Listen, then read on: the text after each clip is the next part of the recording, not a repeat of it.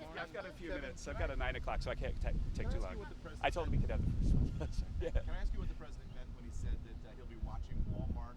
What's the message to corporate America there? Well, I think that the tariff policy has been very successful in the sense that we've raised $20 billion in revenue last month, and the consumer price index went down. Inflation actually got closer to target.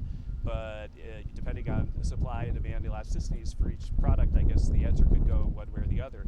One thing we're highly confident in is that real wages are going to grow, and the people going to Walmart are going to have a lot more money in their pockets. In fact, we have a new study out for the Council of Economic Advisors that highlights just how much real wage growth there's going to be because of these policies. And so there's some uncertainty. We're going to watch it very, very closely about how this ends over the next 2 or 3 months when the tariff rates get set. But also don't forget, it's not a measure of inflation.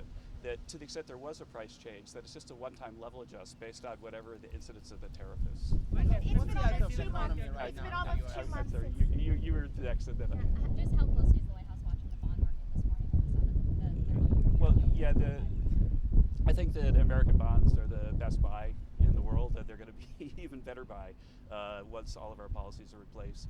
And this downgrade is something that happened because of the runaway spending of the previous administration.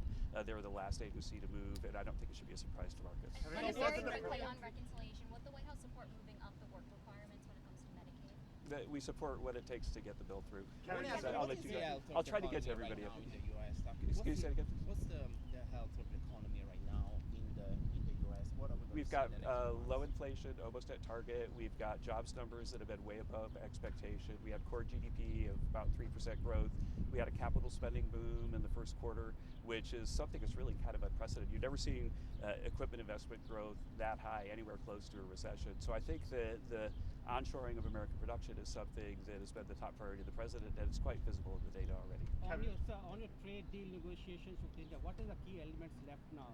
I have to leave that to the negotiators. Kevin, I'm not negotiating with India. the president was going to announce trade deals when he returned from this trip. Can you offer a preview of what countries are close to getting?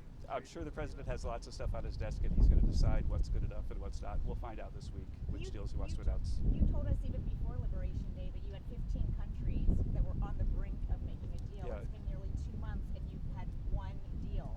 So what is the holdup with all the other countries? There's been a whole bunch of deals, but I'm sorry, with what countries? Well, I mean, so you don't think that the deal with China counts as a deal, and the deal with the UK?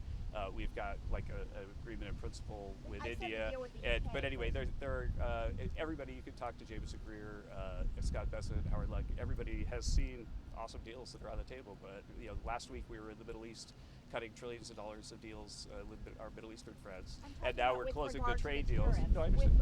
Now we're closing the trade deals because the president's back in the country. So I have time for one more question. On that sort of negotiation, how important is it for the one big beautiful bill to get over the finish line for the economy? And what do you say to some concerns that some Republicans are raising? Oh, I think everybody should just go read the Council of Economic Advisors report about the growth effects. It's based on the same kind of models that we used in 2017, and we pretty much nailed those growth effects, got everything right within a tenth or two. And so I think there's a lot of academic, scientific credibility to the work that they're doing that says that we're going to have really high GDP growth, really high wage growth, low inflation from the supply side that affects the policies. So thanks, everybody. I got to run to a 9 o'clock. Kevin, what's your message to Republicans